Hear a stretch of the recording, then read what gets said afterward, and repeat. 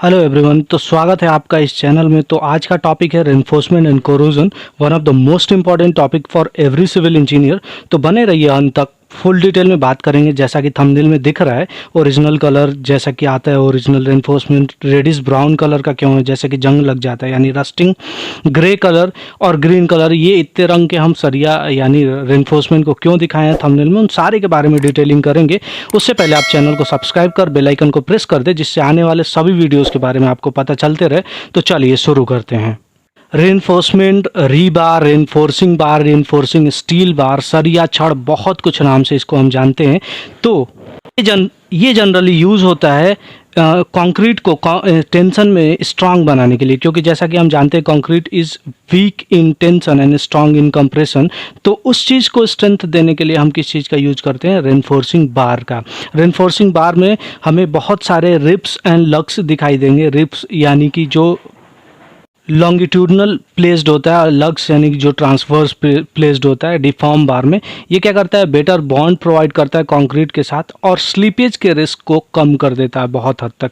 Steel reinforcement ज़्यादातर available होते हैं, उसके बहुत सारे डाटाज अवेलेबल है कि वो कौन से टाइप के हैं, जैसे माइल्ड स्टील हो गया, HYSD हो गया, TMT हो गया। डिफरेंट डाया के भी पाए जाते हैं, डिफरेंट कैरेक्टरिस्टिक है उनके, प्लेन भी आते हैं, डिफॉर्म भी आते हैं, उसका स्पेस सरफेस कैरेक्टरिस्टिक। मेनली हमारा पॉइंट ऑफ डिस्कशन है कि रस्टिंग और कोरोजन है क्या। तो स्टील के बारे में जानते हैं कि जब वो एक्सपोज होता है एटमॉस्फेयर में, तो वो क्या करता है? तुरंत एटमॉस्फेरिक एजेंसीज जैसे कि एयर और वाटर उसके साथ रिएक्ट करने के लिए तैयार हो जाती हैं। एयर और वाटर को हम सिंपली ये भी कह सकते हैं कि ह्यूमिड एयर एक तरीके से, जो एक तरीके से रस्टिंग करता है स्टील में और ऑक्साइड का फॉर्मेशन करता है, ऑक्साइड Fe2O3। ठीक है, जो स्टील में आयरन मौजूद होता है, वही आयरन रिएक्ट करके क्या बना देता है? आयरन ऑक्साइड बना देता है। हर मेटल की टेंडेंसी होती है कि वो अपने ओरिजिनल स्टेट पे जाए। तो ओरिजिनल स्टेट वो ऑक्साइड फॉर्म में, यानी जो अपने ओर्स में पाए जाते हैं आयरन, ठीक है, वो सेम अपने पोजीशन में जाना चाहता है। इसलिए इन्वायरमेंट एजेंसी जो भी है, जैसे कि वाटर एंड एयर, उसके प्रेजेंट में आते ही वो आयरन ऑक्साइड बनाता है और वो एक तरीके से क्या बनाता है? लेयर बनाता जाता है, जो अपने लिए तो सही है, लेकिन अपने पर्पज़ के लिए, जो पर्पज़ हम सॉल्व करवाने के लिए स्टील को यूज़ कर रहे हैं, यानी टेंशन में स्ट्रांग बनाने के लिए RCC को हम यूज़ कर रहे हैं, वो पर्पज़ हमारा सॉल्व नहीं हो पाता है। इससे बहुत सारे नुकसान होंगे, देखेंगे हम इसको। उसके फिजिकल और मैकेनिकल प्रॉपर्टी दोनों इफेक्ट होती है। तो उससे पहले, उसको जानने से पहले हम एक चीज़ को समझेंगे कि क्या ऑक्सीडेशन होता है, क्या उससे उसका क्या डेफिनेशन है, उसके बारे में। ऑक्सीडेशन के वैसे तो बहुत सारे डेफिनेशन है, लेकिन यहाँ से हम ऑक्सीडेशन को ऐसे समझेंगे, जैसे जो मेनली चलता है वो ये है कि ऑक्सीडेशन ऐसे डिफाइन किया जाता है, मीन्स क्या है? या तो लॉस ऑफ इलेक्ट्रॉन हो, इलेक्ट्रॉन को E-S लिख दे रहे हैं, इलेक्ट्रॉन्स, ठीक है, या दूसरा गेन ऑफ ऑक्सीजन, या तीसरा गेन ऑफ क्लोरीन, या चौथा लॉस ऑफ हाइड्रोजन। यानी कि अगर कोई भी मेटल वो या तो इलेक्ट्रॉन को लूज़ कर रहा है, या ऑक्सीजन को गेन कर रहा है, या क्लोरीन को गेन कर रहा है, या हाइड्रोजन को लूज़ कर रहा है, इन सारे कंडीशंस में हम क्या बोलेंगे कि उस रिएक्शन में ऑक्सीडेशन हो रहा है। यहाँ हम ऑक्सीडेशन को समझे हैं, लेकिन कुछ समय के बाद होता क्या है? यही ऑक्सीडेशन होता जाता है और आयरन ऑक्साइड का लेयर बनता जाता है।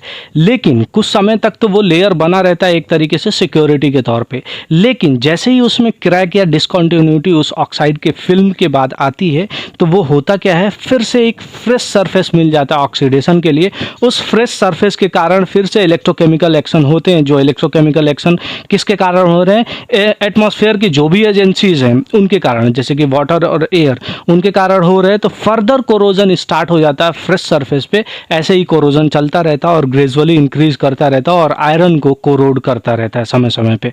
तरीके से ये पूरा इलेक्ट्रोलाइसिस वाला मेथड है। जैसे कि कैथोड और एनोड वहाँ बनता था, कैथोड यानी निगेटिवली इलेक्ट्रोड, एनोड यानी पॉजिटिवली इलेक्ट्रोड, वही सेम कंडीशन यहाँ भी बनेगा। जैसे कि आप पिक्चर में देख रहे हैं, पूरा एक कंडीशन बनेगा। इलेक्ट्रोकेमिकल एक तरीके से रिएक्शन भी होता है कि मॉइस्चर कैसे एक एनोड, कैथोड, ये सारी चीज़ें बना लेने के बाद क्या रिजल्टेंट हमें प्रोवाइड कर रहा है, ये सारी चीज़ें हमें दिखाई देंगी।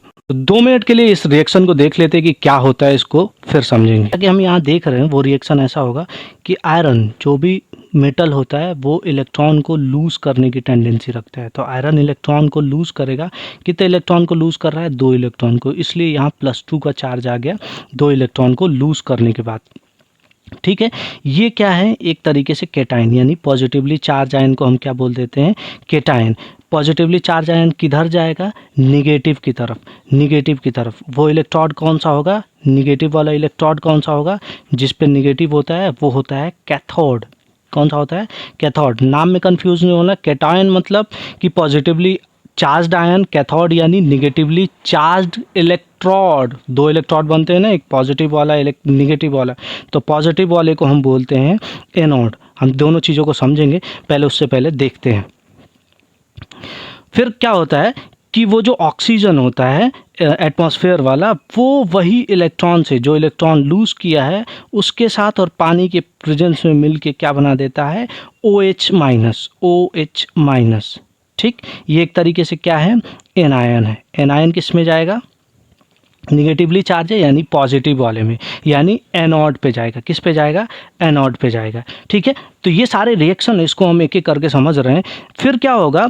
Fe+2। ठीक,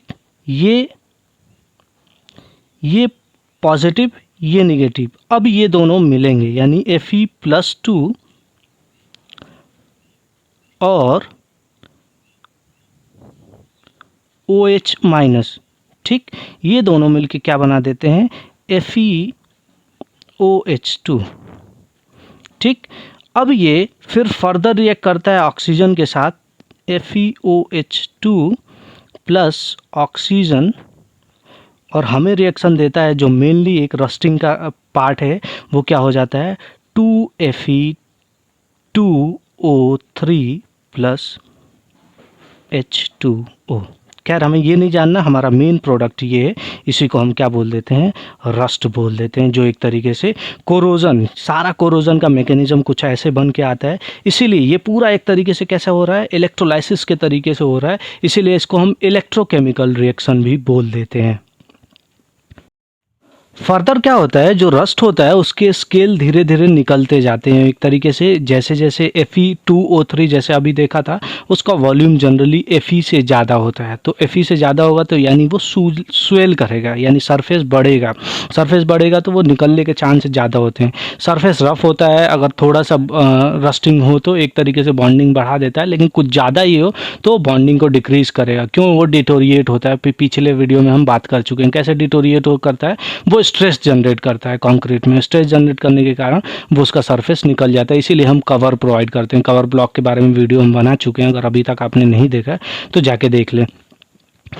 जो भी हैंडलिंग करने वाला साइड पे पर्सन होगा उसको इंजर कर सकता है। उसके जो छोटे छोटे पिल्स होते हैं, यानी कि जो ऑक्साइड के लेयर होते हैं, वो सारी चीज़ें।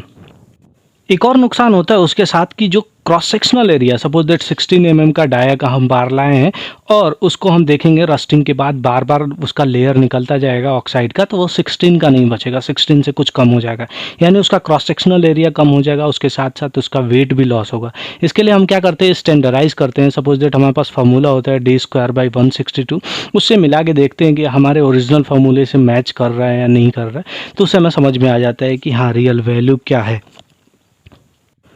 तो चलते हैं यार फाइनल बात पे कि सेफगार्ड कैसे कर सकते हैं आयरन को, यानी बचा कैसे सकते हैं। तो बहुत सारे तरीके हैं। गैल्वेनाइज कर सकते हैं, ठीक है, गैल्वेनाइज करना यानी दूसरे लेयर को चढ़ा देना, जैसे जिंक का लेयर चढ़ा है। एलॉय कर सकते हैं, ठीक है। पेंटिंग करना सबसे पुराना मेथड है। कोल टारिंग कर देना, मतलब एक तरीके से टार को लगा देना, मीन्स क्या कर देना? ब्लॉकेज कर देना। जो भी एटमॉस्फेरिक एजेंसीज हैं उनके ब्लॉकेज कर देना। एक तरीके से ऑयल भी लगा देते हैं कहीं कहीं। ऑयल लगाने से भी नहीं होता क्योंकि वो ब्लॉक कर देता है एयर के पासेस को, और एयर के प्रोसेस को भी ब्लॉक करता है और वाटर के प्रोसेस को भी। फिर हम क्या करते हैं? दूसरा तरीका, जैसे कि हम वीडियो में देख भी रहे हैं पीछे से, जो कब से ये हम एक कपड़े से या पेंटिंग कई की तरीके से कर रहे हैं, वो है क्या? एक तरीके से सीमेंट का मिक्स है वाटर के साथ, स्लरी, उसी की कोटिंग कर रहे हैं, जो एक तरीके से वाटर प्रूफिंग एजेंट के तौर पे काम आता है, जो बचाता है फर्दर कोरोजन से।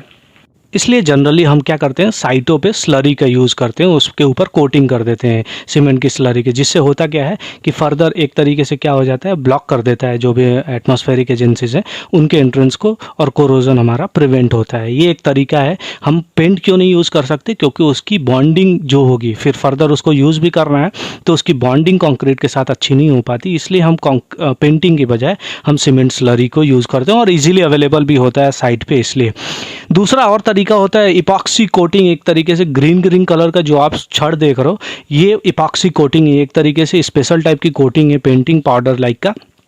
ये कॉस्टली होता है। क्यों कॉस्टली होता है?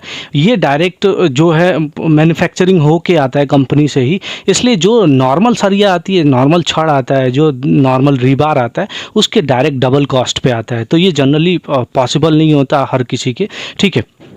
हालांकि ये कोरोजन को से बहुत हद तक बचाता है, लेकिन इसको प्लेस करना भी बहुत बड़ी बात हो जाती है, बहुत ज़्यादा हैंडलिंग की ज़रूरत पड़ जाती है, क्योंकि कहीं से भी लेयर निकला उसका तो फिर मीन्स क्या करता है, वो वहीं हिट करता है कोरोजन और डायरेक्ट एक तरीके से पिन होल जैसा बना देता है, वहीं से टूटने का ज़्यादा डर रहता है कोरोजन के कारण। तो वो भी कुछ एडवांटेज भी हैं, कुछ डिसएडवांटेज भी है, तो दोनों चीज़ें साथ साथ चलती हैं। अब रही बात कि कैसे सपोज दैट कि हमारे साइट पे पूरा चीज़ अवेलेबल है, ठीक है, जो छड़ है, लेकिन कुछ मानसून के कारण काम रुक गया है, साइट पे कोई काम रुक गया है, तो हम कैसे उस रस्ट को हटाएंगे? तो बहुत सारे तरीके, या तो पानी से धुल दें, वाटर जेटिंग भी उसको बोलते हैं, या सैंड पेपर से उसको हम रब कर दें, जो कि रब करना थोड़ा सा मुश्किल काम है, तो जनरली हम वाटर जेट ही यूज़ करते हैं, यानी पानी से हम धो देते हैं, ठीक है। दूसरा केमिकल आता है रस्टिसाइड नाम का, उसको भी यूज़ कर देते हैं तो रस्ट हट जाता है। फिर हैमरिंग भी कर देते हैं, पीट पीट देते हैं, तो भी जो ऑक्साइड की लेयर है वो भी निकल जाती है। तो ये सारे मेथड्स है जिससे हम कोरोजन को बचाते हैं, यानी कोरोजन होने से सारी चीज़ों को हम प्रिवेंट कराने की कोशिश करते हैं। तो ठीक है यार, यहीं तक था सारी वीडियो। आई होप कि आप सबको अच्छा लगा। अगर वीडियो अच्छा लगा है तो प्लीज़ लाइक कर दें, कमेंट करके ज़रूर अपनी राय बताएं, क्या सही क्या गलत, आप क्या यूज़ करते हैं अपने साइट पे, ठीक है। चैनल को सब्सक्राइब करना ना भूलें और बेल आइकन को साथ साथ दबा दें, ताकि आप मेरे साथ जुड़ जाएं और आने वाले वीडियो के सारे अपडेट आपको टाइम टू टाइम मिलते रहे। हम मिलेंगे हर थर्सडे और मंडे को शाम के 6 बजे। तब तक आप अपना ध्यान रखिए, बी कंसिस्टेंट एंड मोटिवेटेड। जय हिंद।